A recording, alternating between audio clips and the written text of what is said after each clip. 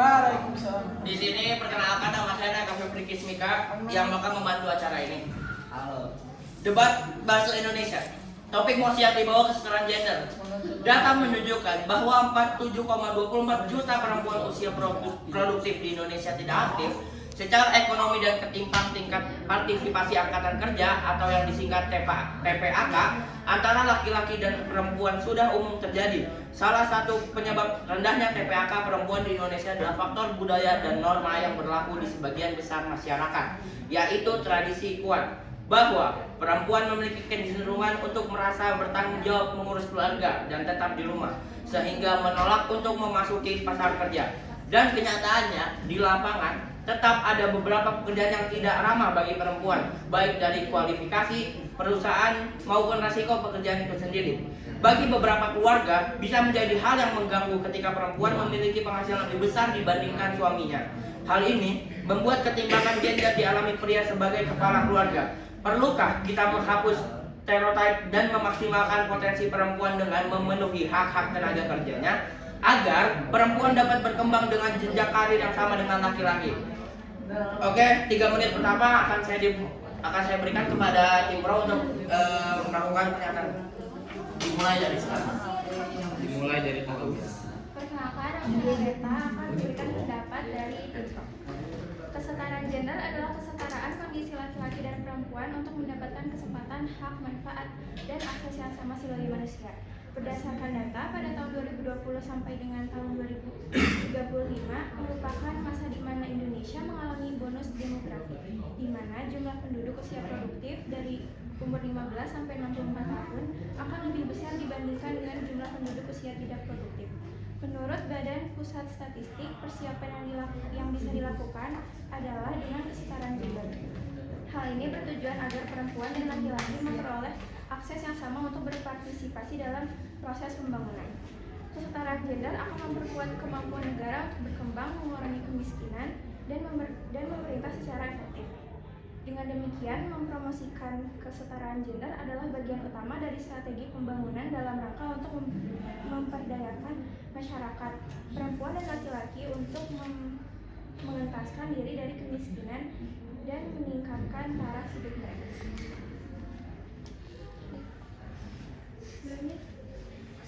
Satu menit 45 detik.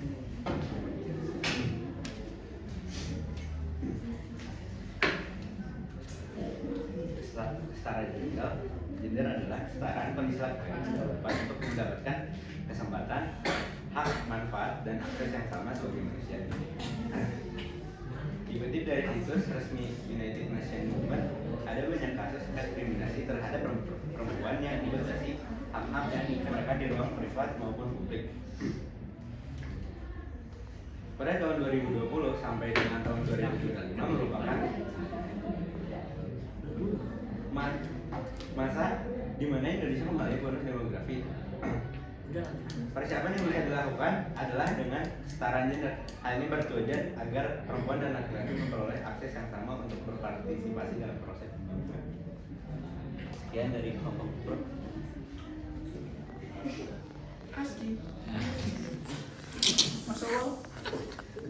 Oke, 3 menit berikutnya akan saya berikan kepada tim kontra. Tim kontra dipersilakan untuk mengajukan pernyataan. Dimulai dari sekarang. Berdiri ya. Kalau harap bikin malam tenang. Kami tim kontra ingin membahas tim pro yang menghambat kesetaraan gender, agama yang dianut, tradisi dan budaya serta keadaan sosial masyarakat setempat. Ketidaksetaraan gender terjadi apabila salah satu mengalami kerugian sehingga menimbulkan ketidakadilan. Kesetaraan gender merupakan salah satu hak asasi kita sebagai manusia, hak untuk hidup secara terhormat, bebas atas ketakutan dan bebas untuk menentukan pilihan hidup hanya untuk para lelaki. Dengan paradigma, stigma dan norma yang ada, perempuanlah yang menjadi korban.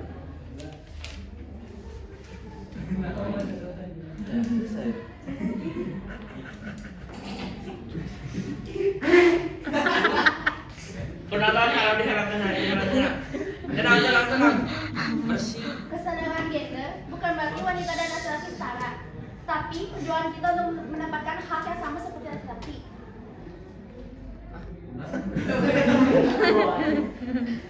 Nggak boleh ketawa.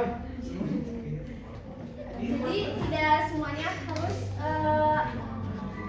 apa sih kayak dari mulai hak-hak dan lainnya dibatasi oleh dengan stigma adanya perempuan harus cukup mengurus anak, di rumah dan lain-lainnya. Tapi wanita juga berhak mengemukakan pendapatnya, haknya dan menjadikan melahirkan wanita yang cerdas dan mandiri juga berprestasi.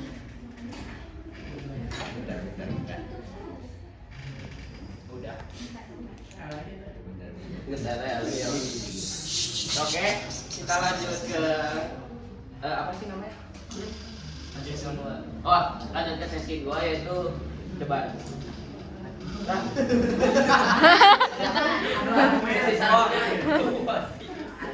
Sesi kedua yaitu tentang argumen. Saya beri waktu 3 menit untuk tim pro dimulai dari sekarang. Justru karena nggak ada kesetaraan gender itu, diskriminasi bisa terjadi gitu loh pada seluruh aspek. Itu juga kesetaraan gender dalam kesempatan dan perkembangan atas sumber daya ekonomi, kekuasaan dan partisipasi politik terjadi di mana-mana. Perempuan dan anak perempuan menanggung beban paling berat akibat ketidaksetaraan yang terjadi. Namun pada dasarnya kesetaraan itu merugikan semua orang. Oleh sebab itu,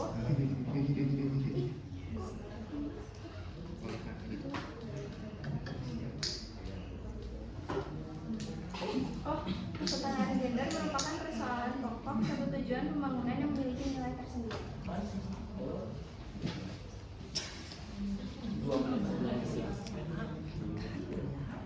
2 menit kan.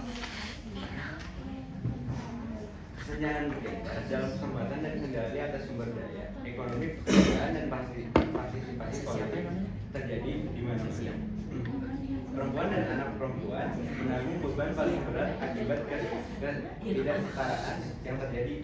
Namun pada dasarnya kesetaraan itu merugikan semua orang. Oleh sebab itu kesetaraan gender merupakan persoalan pokok suatu tujuan pembangunan yang memiliki nilai tersendiri.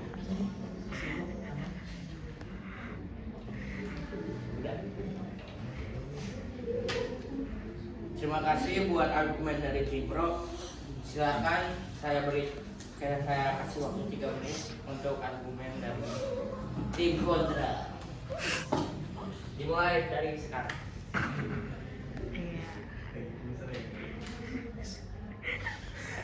Ih, kan gak boleh HP. Nggak boleh main apa? Simpan. Anu dia apa nih? Moderator, tolong dikurang poinnya moderator. Pro dan kontra dalam transgender. Wah, searching saat sedang debat, searching melanggar. Ini gimana cara matinya?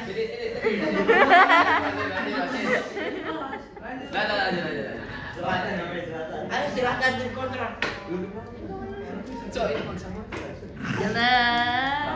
Aduh. 2 menit loh. Kau habis gimana? Hah? Kau habis gimana? Ya udah nggak Nggak dapet nilai. Wih, Penilaiannya per orang. Kok jadi panas? Kau tahu udah. 1 menit 50 detik. kok ketawa sih?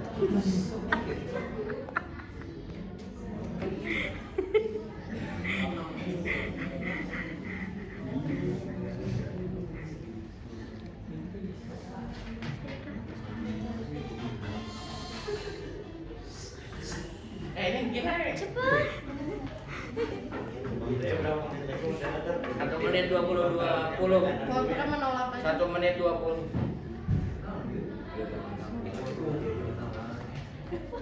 Aduh, ini mah orang pusing ini gimana disimpul ini kok. Ketawa itu lagi. Tadi kan bilang apa?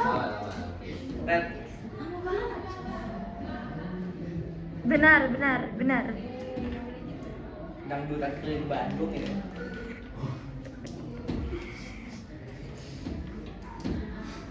Ayo 50 detik lagi.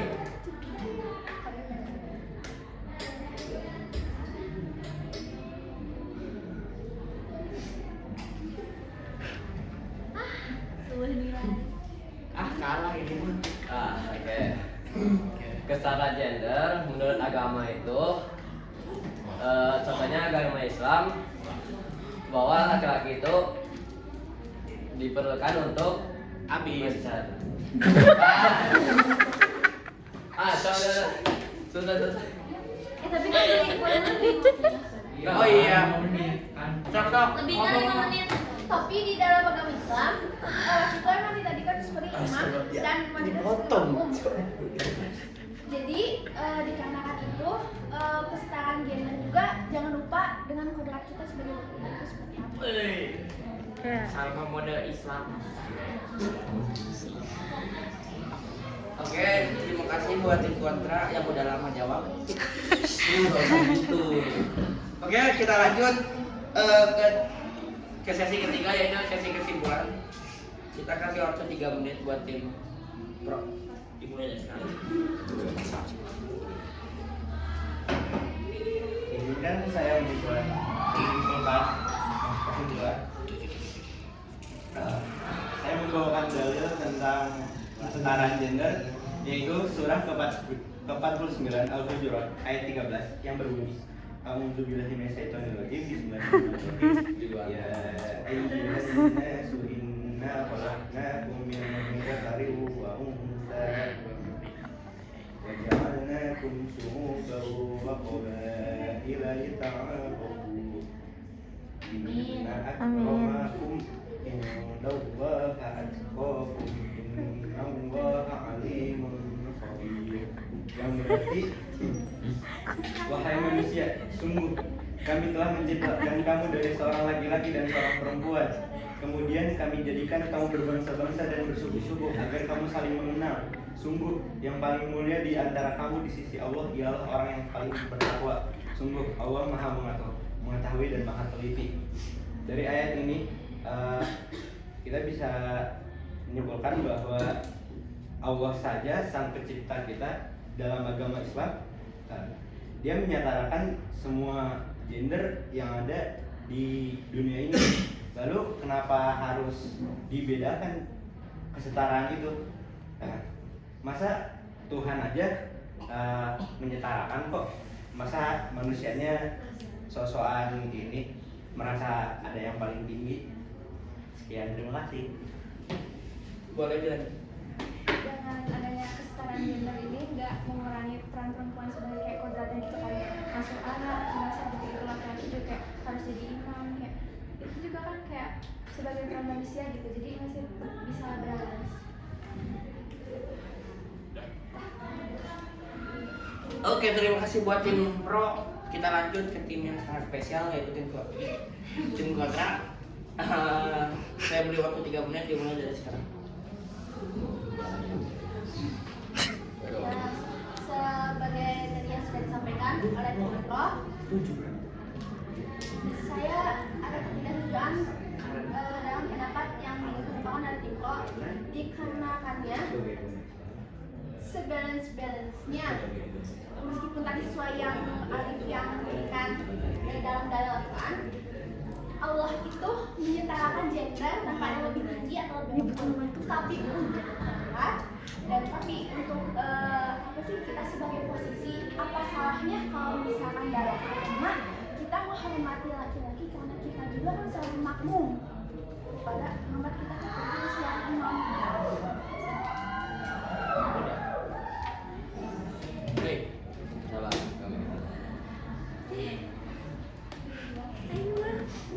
Udah nggak usah. Sabar. Habis ya. Sabar.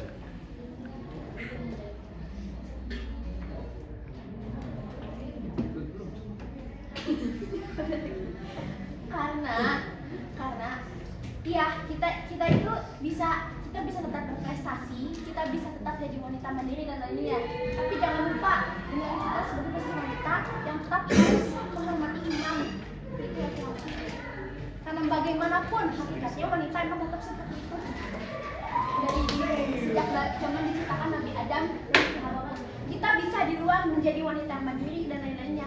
Tapi saat di rumah kita harus tahu posisi. Kalau kita juga nanti sudah berkeluarga, kita sebagai istri harus tetap hormat kepada suami kita. Gitu. Kalau di luar kita bisa jadi apapun, tapi kalau sudah di dalam rumah kita saja harus menghormati suami kita. Jadi menjawab yang dalil yang alif, mungkin dalil itu bukan tentang kesetaraan gender, mungkin tentang derajat manusia. Kalau tentang kesetaraan gender, pasti Allah membuat manusia itu satu, kayak wanita aja, laki-laki aja, bukan gitu. Kayaknya derajat.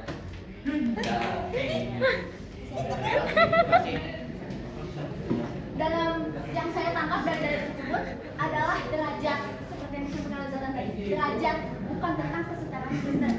Kenapa derajat? Oke, semua di hadapan Allah itu derajat itu sama, tidak ada yang lebih tinggi, tidak ada yang lebih rendah, tidak ada yang kaya, tidak ada yang miskin, semuanya sama di mata Allah. Tapi jika tentang kesetaraan gender itu beda lagi, bukan seperti yang disampaikan oleh Ali. Beda. Karena kesetaraan gender itu tentang kita memperjuangkan hak-hak kita sebagai wanita, bukan tentang derajat seperti itu. Udah. Oke. Mungkin yang terakhir kesimpulan dari saya, tim pro menyatakan bahwa